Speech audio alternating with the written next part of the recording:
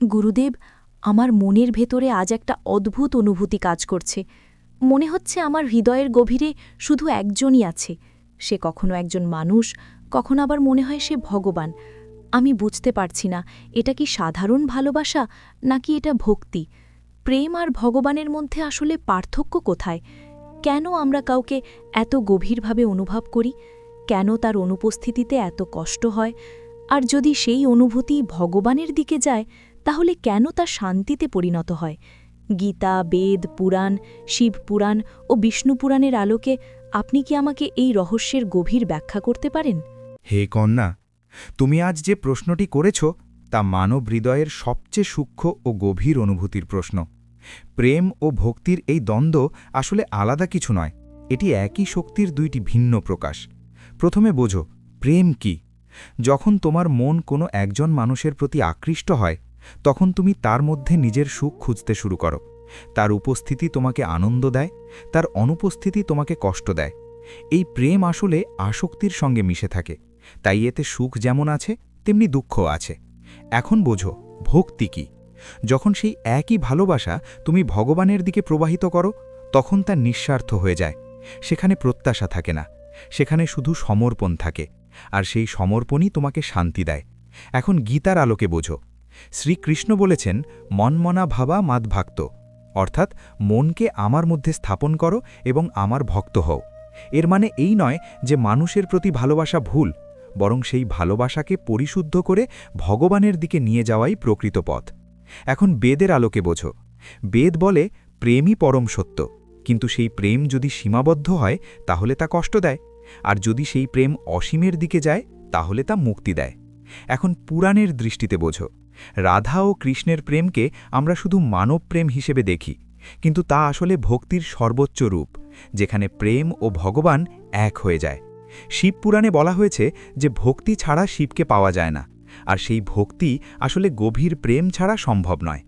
বিষ্ণু পুরাণ আমাদের শেখায় সমর্পণ, অর্থাৎ নিজের অহংকার ছেড়ে দিয়ে ভগবানের ইচ্ছায় নিজেকে ছেড়ে দেওয়া। কন্যা, এখন বোঝো কেন তুমি কাউকে এত গভীরভাবে অনুভব করো। কারণ তোমার আত্মা তার প্রকৃত উৎসের দিকে টান অনুভব করে, আর সেই উৎস হল পরমাত্মা। কিন্তু তুমি ভুল করে সেই টানকে একজন মানুষের মধ্যে খুঁজতে থাকো।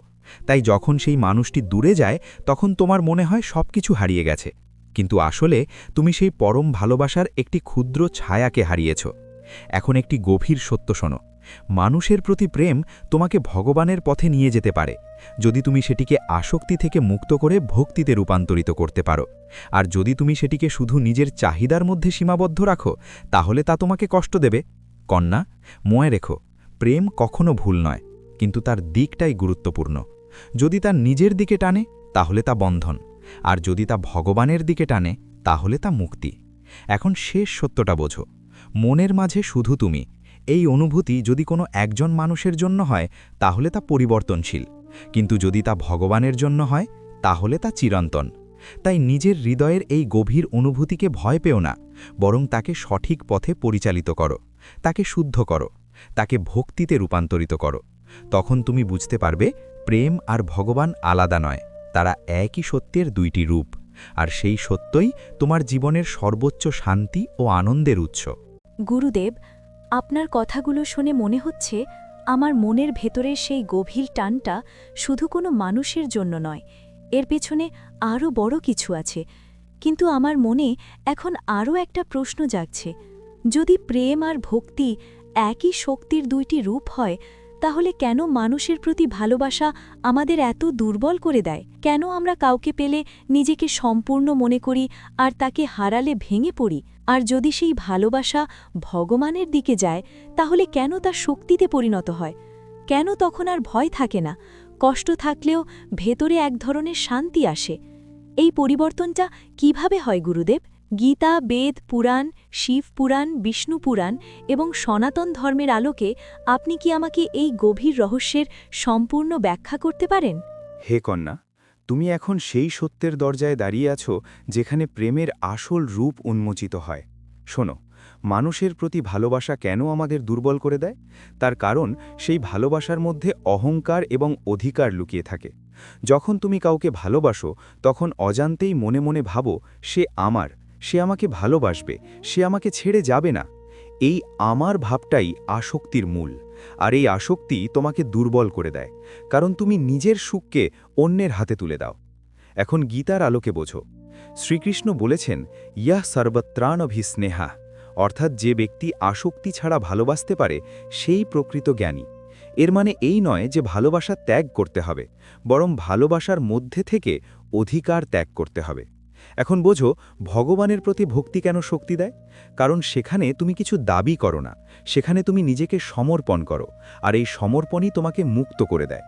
তুমি তখন আর কিছু হারানোর ভয় পাও না, কারণ তুমি জানো যে যা কিছু ঘটছে তা ভগবানের ইচ্ছায় হচ্ছে। এখন বেদের আলোকে বোঝো। বেদ বলে এই জগতের সব সম্পর্কই মায়ার অন্তর্গত, অর্থাৎ পরিবর্তনশীল, কিন্তু ভগবানের সঙ্গে সম্পর্ক চিরন্তন। তাই যখন তোমার প্রেম মানুষের মধ্যে সীমাবদ্ধ থাকে তখন তা পরিবর্তনের সঙ্গে ভেঙে যায়, আর যখন তা ভগবানের দিকে যায় তখন তা অটুট হয়ে যায়। এখন পুরাণের দৃষ্টিতে বোঝো। রাধা ও কৃষ্ণের প্রেমকে যখন আমরা গভীরভাবে বুঝি তখন দেখি এটি কোনো সাধারণ প্রেম নয়, এটি এমন এক অনুভূতি যেখানে নিজের অস্তিত্বও বিলীন হয়ে যায়, সেখানে শুধু ভগবানের অনুভূতি থাকে। শিব পুরাণে বলা হয়েছে যে ভক্তি এমন এক পথ যেখানে মানুষ নিজের অহংকার ত্যাগ করে, আর সেই ত্যাগের মধ্য দিয়েই সে শক্তিশালী হয়ে ওঠে। বিষ্ণু পুরাণ আমাদের শেখায় যে সমর্পণের মধ্যেই প্রকৃত শান্তি, কারণ তখন তুমি আর নিজের ইচ্ছার সঙ্গে লড়াই করো না, তুমি জীবনের প্রবাহকে মেনে নাও। কন্যা, এখন বোঝো এই পরিবর্তনটা কিভাবে হয়। যখন তুমি কাউকে ভালোবাসো তখন তোমার মন তার দিকে কেন্দ্রীভূত হয়। যদি সেই মনকে তুমি ধীরে ধীরে ভগবানের দিকে নিয়ে যেতে পারো, তাহলে সেই একই শক্তি যা তোমাকে কষ্ট দিচ্ছিল সেটাই তোমাকে শান্তি দিতে শুরু করবে। এটি একদিনে হয় না, এটি ধীরে ধীরে ঘটে। প্রথমে তুমি বুঝবে যে তুমি যাকে ভালোবাসছো তার মধ্যেও ভগবানের একটি অংশ আছে। তারপর তুমি অনুভব করবে যে সেই ভালোবাসা শুধু একজনের মধ্যে সীমাবদ্ধ নয়, তা সর্বত্র ছড়িয়ে আছে। আর একসময় তুমি বুঝতে পারবে তুমি যাকে খুঁজছিলে সে বাইরে নয়, সে তোমার নিজের ভিতরেই আছে। এখন একটি গভীর সত্য শোনো। যখন তুমি মানুষের মধ্যে ভগবানকে দেখতে শুরু করো তখন তোমার প্রেম আর কষ্ট দেয় না, বরং তা তোমাকে আরও বিস্তৃত করে, আরও গভীর করে। তখন তুমি কাউকে হারালে ভেঙে পড়ো না, কারণ তুমি জানো যা সত্য তা কখনো হারায় না। কন্যা, মনে রেখো, প্রেম তোমাকে দুর্বল করে না, তোমার ভুল দৃষ্টিভঙ্গিই তোমাকে দুর্বল করে। আর যখন সেই দৃষ্টিভঙ্গি বদলে যায় তখন একই প্রেম তোমাকে শক্তিশালী করে তোলে। তাই তোমার হৃদয়ের এই অনুভূতিকে দমন করো না, তাকে বোঝো, তাকে শুদ্ধ করো, তাকে ভগবানের দিকে প্রবাহিত করো। তখন তুমি দেখবে যে তোমার জীবন শুধু কষ্টের নয়, তা হয়ে উঠবে এক গভীর শান্তি, এক অদ্ভুত আনন্দ এবং এক চিরন্তন প্রেমের অভিজ্ঞতা, যা কখনো ভাঙে না, কখনো শেষ হয় না, কারণ তা আর কোনো মানুষের ওপর নির্ভর করে না, তা সরাসরি পরম সত্যের সঙ্গে যুক্ত হয়ে যায়।